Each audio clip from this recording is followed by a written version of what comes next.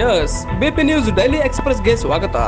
Jeans ಘಟಕಗಳ ಸಂಕಷ್ಟಕ್ಕೆ ಪರಿಹಾರ ಸಿಇಟಿಪಿ ಪ್ಲಾಂಟ್ಗೆ 22 ಕೋಟಿ ಮಂಜೂರು. ಬಳ್ಳಾರಿ ಜೀನ್ಸ್ ಘಟಕಗಳು ಎದುರಿಸುತ್ತಿದ್ದ ಪರಿಸರ ಅನುಮತಿ ಸಮಸ್ಯೆಗೆ ರಾಜ್ಯ ಸರ್ಕಾರ ಪರಿಹಾರ ನೀಡಿದೆ ಎಂದು ನಗರ ಶಾಸಕ ನಾರಾ ಭರತ್ ರೆಡ್ಡಿ ಹೇಳಿದರು. ಸಿಇಟಿಪಿ ಪ್ಲಾಂಟ್ ನಿರ್ಮಾಣಕ್ಕೆ ಕೆಐಎಡಿಬಿ ಮತ್ತು ಕೆಕೆಆರ್ಡಿಬಿ ಮೂಲಕ ಒಟ್ಟು 22 ಕೋಟಿ ರೂಪಾಯಿ ಮಂಜೂರಾಗಿದೆ. ಸಿಇಟಿಪಿ ಹೊಂದಿರುವ ಘಟಕಗಳಿಗೆ ತಕ್ಷಣ ಅನುಮತಿ ನೀಡುವಂತೆ ಮುಖ್ಯಮಂತ್ರಿ ಸೂಚನೆ ನೀಡಿದ್ದಾರೆ. ಇದರ ಫಲವಾಗಿ 53 ಜೀನ್ಸ್ ಯೂನಿಟ್ಗಳು ದೀರ್ಘಕಾಲದ ಸಂಕಷ್ಟದಿಂದ ಹೊರಬರಲಿವೆ. 36 ಜೀನ್ಸ್ ಘಟಕಗಳಿಗೆ ಬೀಗ, ಸರ್ಕಾರದ ಕ್ರಮಕ್ಕೆ ಸೋಮಶೇಖರ ರೆಡ್ಡಿಯ ಖಂಡನೆ. ಬಳ್ಳಾರಿಯ 36 ಜೀನ್ಸ್ ಘಟಕಗಳಿಗೆ ಬೀಗ ಹಾಕಿರುವುದನ್ನು ಮಾಜಿ ಶಾಸಕ ಗಾಲಿ ಸೋಮಶೇಖರ ರೆಡ್ಡಿ ತೀವ್ರವಾಗಿ ಖಂಡಿಸಿದ್ದಾರೆ. ಯಾವುದೇ ಸೂಚನೆ ಇಲ್ಲದೆ ಘಟಕ ಮುಚ್ಚುವುದು ದೌರ್ಜನ್ಯ ಎಂದು ಅವರು ಆರೋಪಿಸಿದರು. ಸಾವಿರಾರು ಕಾರ್ಮಿಕರು ಜೀವನಾಧಾರ ಕಳೆದುಕೊಳ್ಳುವ ಅಪಾಯವಿದ್ದು ಸರ್ಕಾರ ತಕ್ಷಣ ಕ್ರಮ ಕೈಗೊಳ್ಳಬೇಕು ಎಂದು ಬೇಡಿಕೆ ಇಟ್ಟರು. ರಾಹುಲ್ ಗಾಂಧಿ ಘೋಷಿಸಿದ್ದ ಜೀನ್ಸ್ ಅಪೇರಲ್ ಪಾರ್ಕ್ ಇನ್ನೂ ಆರಂಭವಾಗಿಲ್ಲವೆಂದು ಟೀಕಿಸಿದರು.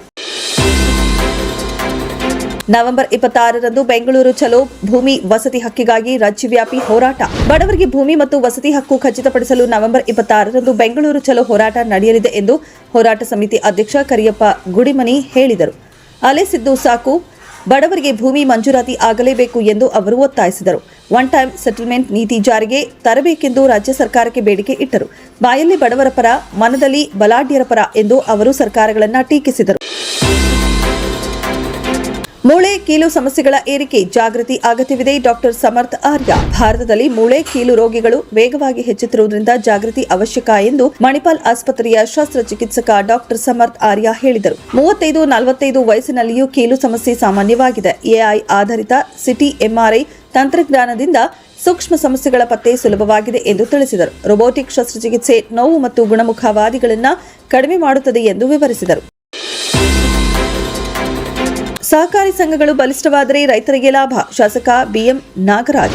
ಸಹಕಾರಿ ಸಂಘಗಳು ಬಲಿಷ್ಠವಾಗಿದ್ದರೆ ರೈತರಿಗೆ ನೇರವಾಗಿ ಪ್ರಯೋಜನವಾಗುತ್ತದೆ. ಸಂಘಗಳು ರಾಜಕೀಯದಿಂದ ದೂರವಾಗಿ ಪಕ್ಷಾತೀತವಾಗಿ ಕೆಲಸ ಮಾಡಿದರೆ ಗ್ರಾಮೀಣ ಜನತೆಗೆ ಹೆಚ್ಚು ಉಪಯೋಗವಾಗಲಿದೆ ಎಂದು ಶಾಸಕ ಬಿಎಂ ನಾಗರಾಜ್ ಹೇಳಿದರು. ನಗರದ ಬಿಸಿಸಿ ಬ್ಯಾಂಕ್ ಸಭಾಂಗಣದಲ್ಲಿ ಬಿಎಂ ಸುಗೂರು ಪ್ರಾಥಮಿಕ ಕೃಷಿ ಪತ್ತಿನ ಸಹಕಾರ ಸಂಘ ಹಾಗೂ ಬಳ್ಳಾರಿ ವಿಜಯನಗರ ಸಹಕಾರ ಇಲಾಖೆ ಸಂಯುಕ್ತ ಆಶ್ರಯದಲ್ಲಿ ನಡೆದ 72ನೇ ಸಹಕಾರ ಸಪ್ತಾಹವನ್ನು ಉದ್ಘಾಟಿಸಿ ಅವರು ಮಾತನಾಡಿದರು. ಕಾರ್ಯಕ್ರಮದಲ್ಲಿ ಮಾಜಿ ಶಾಸಕ ಟಿಎಂ ಚಂದ್ರಯ್ಯ ಸ್ವಾಮಿ, ಪಿಎಲ್ಡಿ ಅಧ್ಯಕ್ಷ ಬಸವನಗೌಡ, ಉಪಾಧ್ಯಕ್ಷ ಚಂದ್ರಾರೆಡ್ಡಿ, ಸಹಕಾರ ಯೂನಿಯನ್ ನಿರ್ದೇಶಕ ಎಂ ಮಾರುತಿ, ವರಪ್ರಸಾದ್ ರೆಡ್ಡಿ ಸೇರಿದಂತೆ ಬ್ಯಾಂಕಿನ ನಿರ್ದೇಶಕರು ಮತ್ತು ಸಿಬ್ಬಂದಿ ಉಪಸ್ಥಿತರಿದ್ದರು.